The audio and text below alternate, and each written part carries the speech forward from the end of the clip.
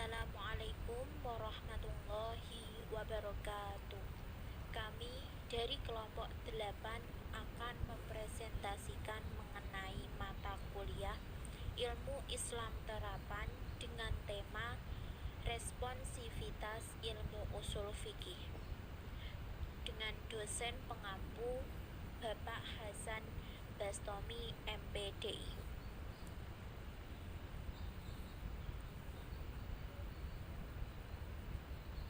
Sebelumnya, dari kelompok 8 yang beranggotakan saya sendiri, Ivana Rofida, dan rekan saya, Angeli Ratnasari.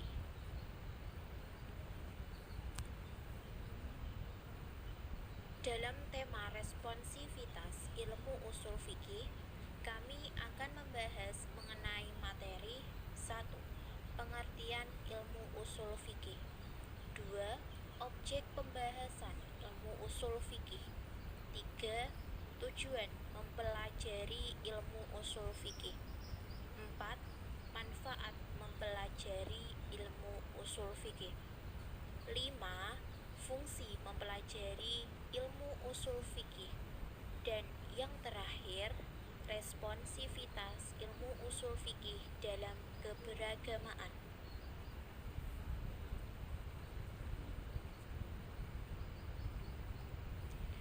Baik, untuk pembahasan yang pertama dimulai dari pengertian ilmu usul fikih.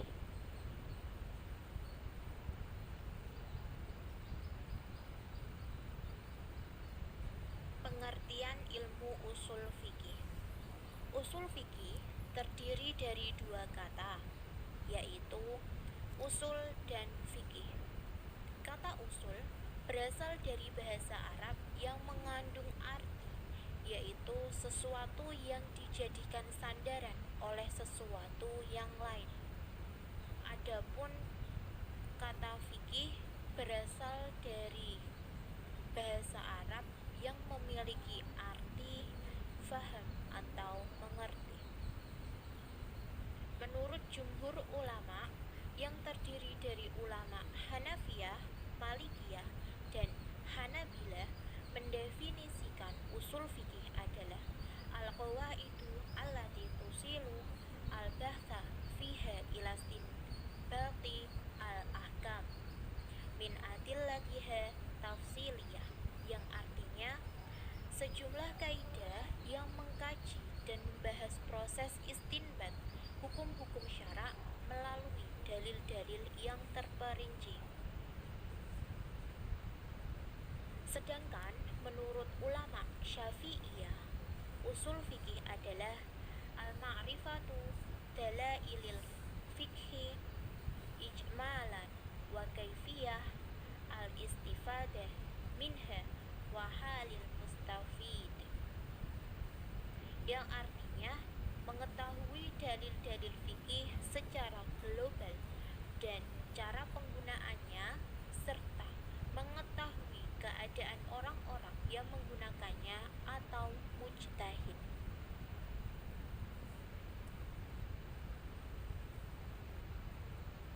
Baik, berikutnya adalah objek pembahasan dari ilmu usul fikih.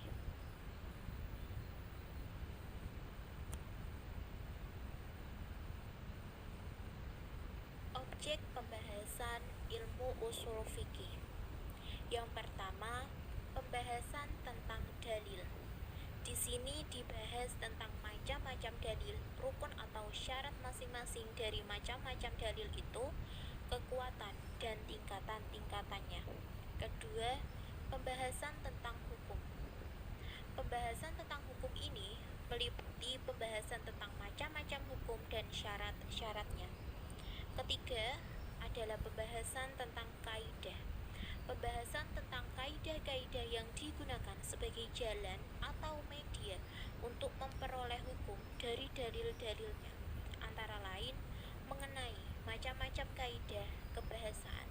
Misalnya, kaidah fi'il amar, fi'il nahi, nakiroh, dan ma'rifah, am dan khas, mutlak dan muqayyad, dan kehujahan atau argumentasinya. Yang terakhir adalah pembahasan tentang ijtihad. Dalam pembahasan ini dibicarakan tentang macam-macamnya syarat-syarat bagi orang yang boleh melakukan ijtihad.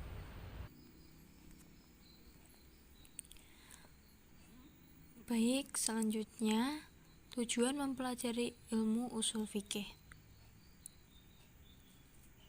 Tujuan mempelajari ilmu usul fikih yang pertama, mengetahui jalan dalam mendapatkan hukum syara dan cara-cara untuk mengistinbatkan satu hukum dari dalilnya.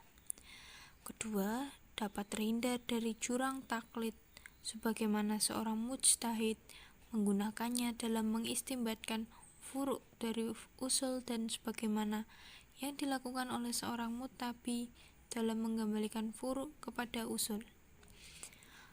Ketiga, agar mampu menerapkan kaidah-kaidah dan pembahasan pada dalil yang terperinci untuk mencapai hukum syariat dari hukum yang dituju.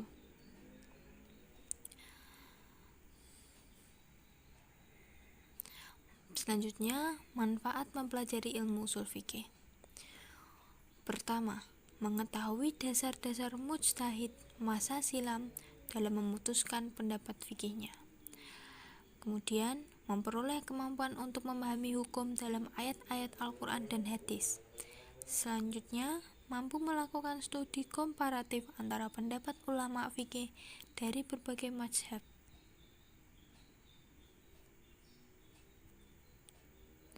Selanjutnya, fungsi mempelajari ilmu usul fikih. Yang pertama, memberi pengertian dasar mengenai kaidah-kaidah dan metodologi para ulama mujtahid dalam menggali hukum. Kedua, memelihara agama dari penyimpangan dan penyalahgunaan dalil. Dengan berpedoman pada usul fikih, hukum yang dihasilkan melalui ijtihad tetap diakui syara. Ketiga, mengetahui keunggulan dan kelemahan para mujtahid sejalan dengan dalil yang mereka gunakan. Dengan demikian, para peminat hukum Islam dapat memilih pendapat mereka yang terkuat disertai dengan alasan yang tepat.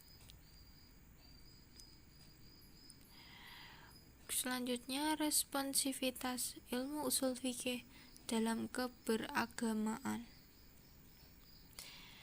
Responsivitas keberagamaan secara metodologi, kebebasan beragama berasal dari dua kata, yakni bebas yang artinya merdeka, tidak terikat, tidak terpaksa, dan dapat melakukan sesuai dengan keinginannya. Dengan demikian, kebebasan beragama merupakan suatu prinsip dan sikap seseorang dalam menghormati dan menghargai orang lain untuk memeluk sesuatu agama apapun dengan pilihannya sendiri. Kemudian, identifikasi hadis.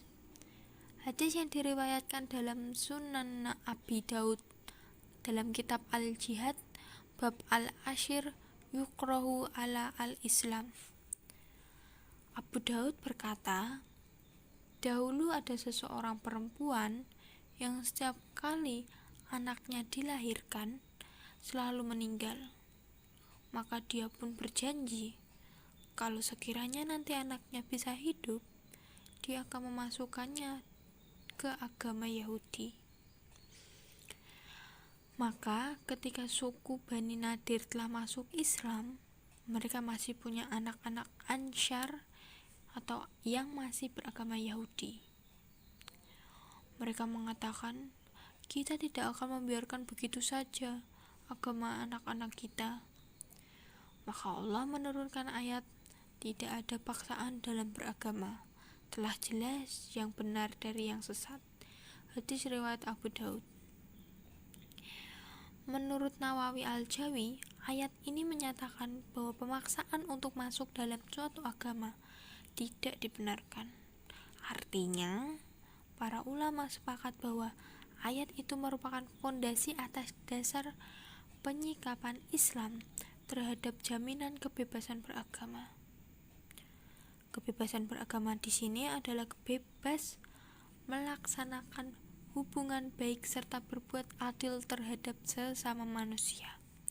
Artinya, hubungan baik itu dilakukan terhadap siapapun.